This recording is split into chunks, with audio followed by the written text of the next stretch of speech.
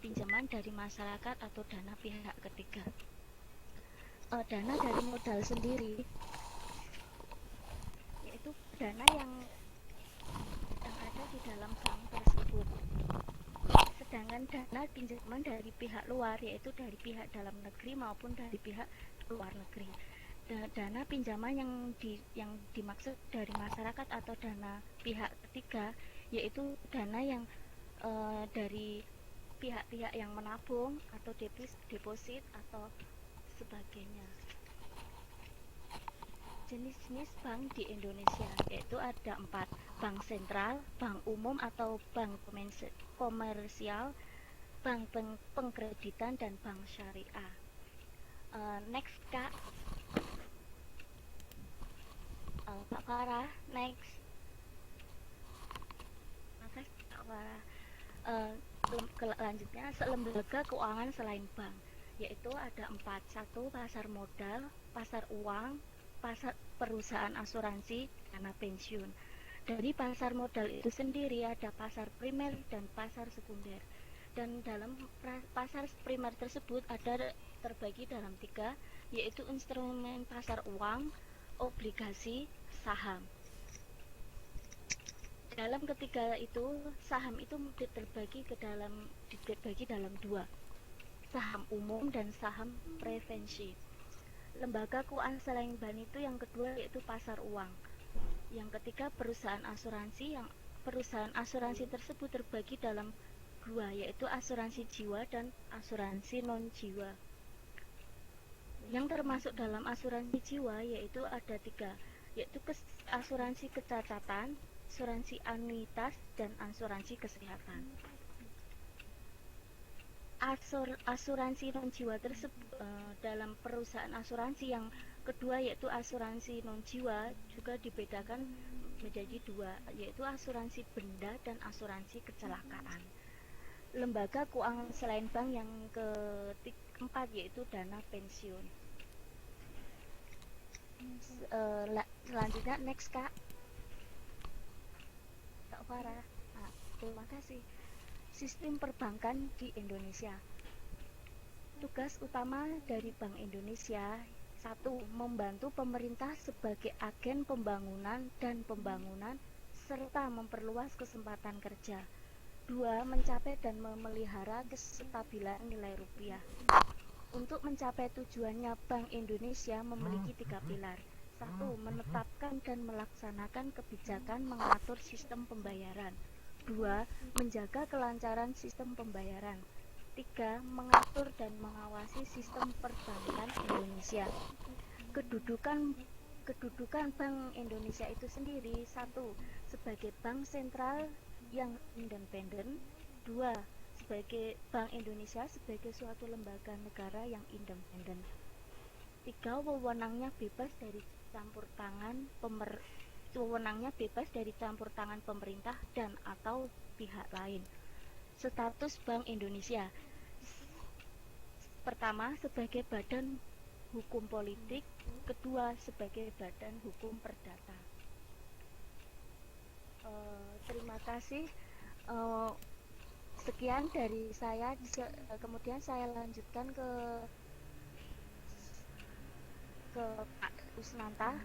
Pak Usnanta, kami persilahkan.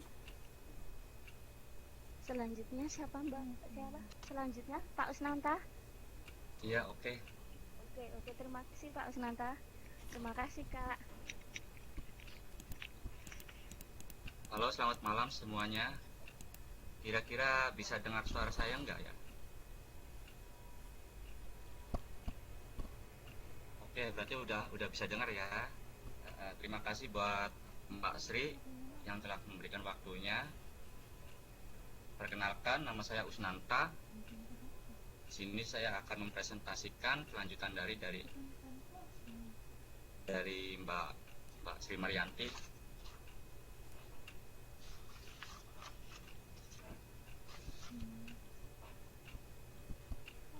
Kewenangan Bank Indonesia. Yang kita ketahui di sini, kewenangan Bank Indonesia itu selain memberikan sentral, Bank Indonesia juga menetapkan peraturan-peraturan hukum yang merupakan pelaksanaan dari undang-undang yang mengikat seluruh masyarakat luas sesuai dengan tugas dan kewenangannya. Nah, sekarang kewenangan Bank Indonesia dengan pemerintah dalam hal hubungan keuangan dengan pemerintah, Bank Indonesia membantu menerbitkan dan menetapkan surat-surat utang negara. Itu salah satu contohnya. Nah, sekarang kewenangan Bank Indonesia dalam bidang perizinan. Bank Indonesia juga dapat memberikan izin pembukaan atau penutupan atau pemindahan kantor bank. Seperti hal contoh, misalkan di Jawa Barat kan ada Bank Jabar. Mereka tuh mau membuka suatu bank di Jabar, tapi mereka minta izin ke bank sentral, yaitu di BI. Nah, di situ baru BI mengizinkan atau tidaknya, atau menyetujui atau enggaknya. Di situ peranan dari Bank Indonesia. Terus memberikan persetujuan dan perizinan serta melakukan pengawasan operasinya atas SPN atau Sistem Pembayaran Nasional. Koordinasi antar Bank Indonesia dan lembaga-lembaga negara itu ada nota kesepahaman,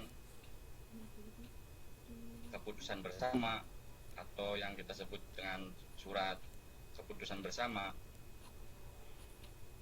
dan juga perjanjian-perjanjian lainnya. Dari perjanjian-perjanjian yang kita lihat di atas, itu bertujuan untuk mencapai sinergi dan kejelasan pembagian tugas antar lembaga. Selain itu juga ada untuk mendorong penegakan hukum yang lebih efektif. Ada juga mencapai sasaran akhir kebijaksanaan moneter. Sekarang ke operasi moneter. Operasi moneter ada pasar terbuka, yaitu yang kita singkat dengan OPT, dan juga standing facilities. Apa sih operasi pasar terbuka? Mungkin teman-teman ada yang tahu nggak?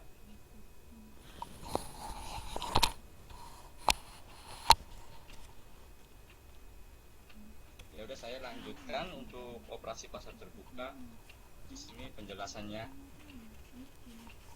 Operasi pasar terbuka yang selanjutnya disebut OPT merupakan kegiatan transaksi di pasar uang yang dilakukan atas inisiatif bank. Terus, standing facilities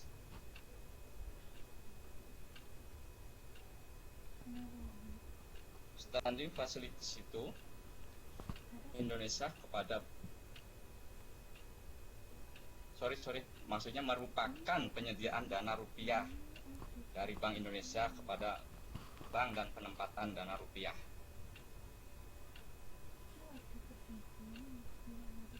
Oke, bisa lanjut, Mbak.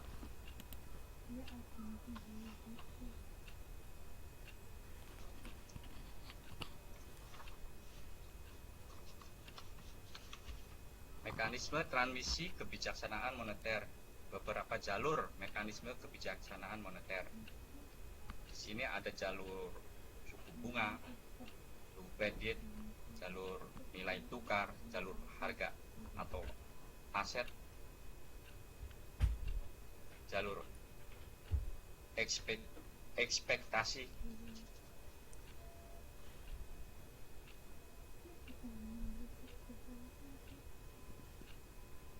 sistem keuangan Indonesia. Di sini juga ada beberapa sistem, yaitu sistem moneter dan sistem perbankan, sistem lembaga keuangan non-bank.